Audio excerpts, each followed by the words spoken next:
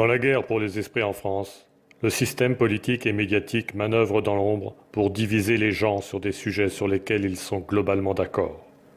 Voici leurs histoires. Théorie du complot! Pourquoi les féministes agacent-ils tant de monde? Bonjour. Non, ce n'est pas une provocation, même si ce titre peut paraître provocateur. Et ça, je suis sûr qu'il va être considéré comme provocateur. Parce que finalement, on n'a pas le droit de parler de tout, et beaucoup de gens sont sur la défensive. Peut-être qu'à force de se sentir ou d'être attaqué, c'est normal de se retrouver sur la défensive. Toutefois, je trouve ça dommage qu'il y ait un écart entre une grande partie de la population et le féminisme, une espèce de césure, de séparation, parce que je suis sûr que sur l'ensemble des causes du féminisme, la majorité de la population est entièrement d'accord. Mais parfois, les féministes agissent de façon à ce que la lutte du féminisme ne soit pas bien comprise ou pas bien appréhendée. Et c'est bien sûr, j'imagine, complètement involontaire de leur part. La question des salaires, c'est la question sur laquelle tout le monde devrait tomber d'accord, et je dirais que tout le monde est d'accord, presque tout le monde est d'accord en France, pour dire que deux personnes qui font le même travail, dans la même entreprise, devaient être payées de la même façon, le même prix. C'est logique. D'ailleurs, c'est le cas dans beaucoup d'entreprises, puisque la majorité des entreprises, des grandes entreprises, ont des grilles de salaire, et finalement, les personnes sont payées pareil à poste égal. Toutefois, malgré tout, on a constaté qu'il y a des écarts de salaire entre les hommes et les femmes.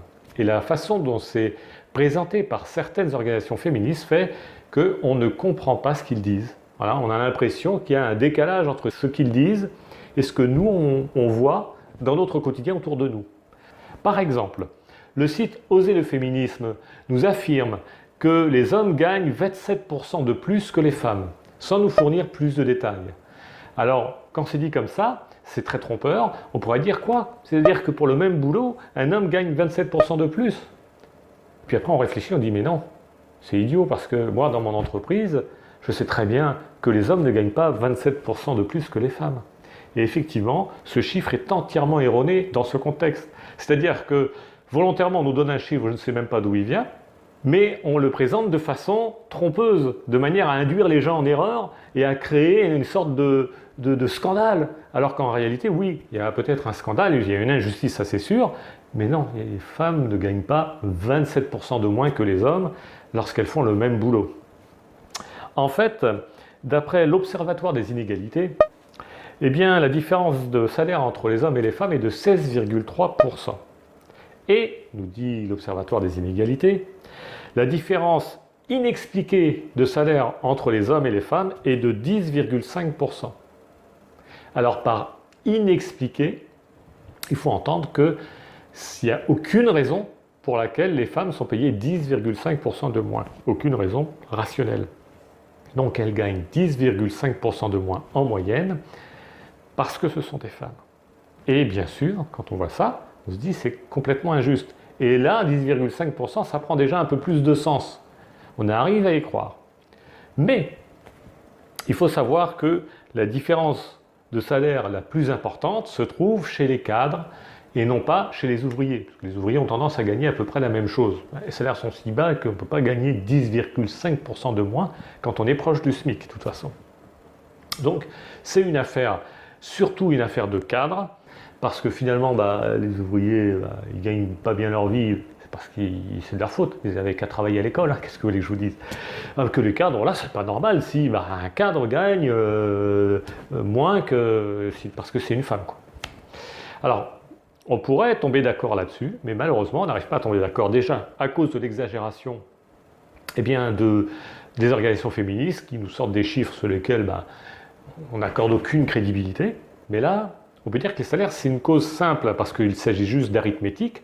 En plus, il est question d'argent et beaucoup de gens sont très sensibles aux questions d'argent plus qu'aux questions morales.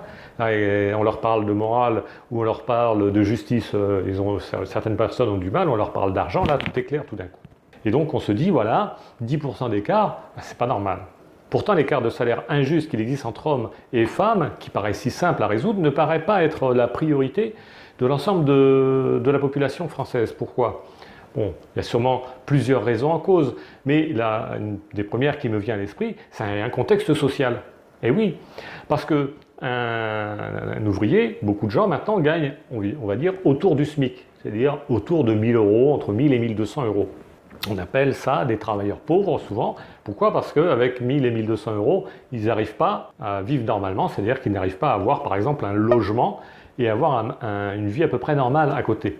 Et donc il y a ces personnes qui gagnent environ 1000 euros et celui qui leur donne des ordres, qui souvent fait un travail moins difficile puisqu'il est cadre, lui va gagner peut-être 3000 euros. Donc vous voyez, entre l'ouvrier et le cadre, il y a un écart de 200%, c'est-à-dire que le cadre gagne 3 fois plus. Pour beaucoup de gens, inconsciemment, ils se disent qu'il y a bien une urgence, mais que l'urgence, c'est peut-être pas les 5% ou 10%, 10,5% d'écart de salaire entre les hommes et les femmes. Il y a peut-être des choses qui leur paraissent prioritaires, qui les touchent davantage. Vous voyez? C'est pas que le cadre gagne trop, parce que 3 000 euros, tant mieux, c'est un bon salaire, sans plus. C'est qu'il y en a qui gagnent pas assez, quoi. Et ça, c'est pas normal. Et la véritable urgence sociale, c'est pas un écart de salaire entre hommes et les femmes, c'est le fait qu'il y ait des gens qui gagnent 1000 euros, quoi, alors qu'ils font les travaux les plus difficiles généralement. Vous voyez, ça va être ceux qui font les ménages, ça va être ceux qui travaillent, voilà, dans les travaux qui n'ont pas besoin de beaucoup de formation, qui sont souvent des travaux très difficiles. Et on leur donne un tout petit salaire, alors que c'est très difficile. Pourquoi? Juste parce qu'on a le droit de leur donner des petits salaires. Et si on pouvait leur donner moins, je pense qu'on leur donnerait moins, parce qu'il y en a qui veulent qu'on diminue les salaires. Et pour beaucoup de gens, l'urgence, elle est là, l'urgence salariale. Elle n'est pas ailleurs. Et donc il y a certainement une incompréhension. Pourquoi? Parce que la question des salaires entre hommes et femmes a été sortie de son contexte. Et qu'il faut la remettre dans un contexte social où il y a des injustices salariales qui existent, mais peut-être que la prioritaire n'est pas tellement la question du salaire homme-femme, qui concerne surtout les cadres, en ce qui concerne l'écart. En tout cas, cette espèce d'incompréhension et le fait que beaucoup de féministes n'arrivent pas à mettre le féminisme dans un contexte social plus large est peut-être une autre raison pour laquelle il existe un certain agacement entre beaucoup de gens et le féminisme. En tout cas, c'est une piste à suivre. Merci de m'avoir écouté. N'hésitez pas à laisser des commentaires.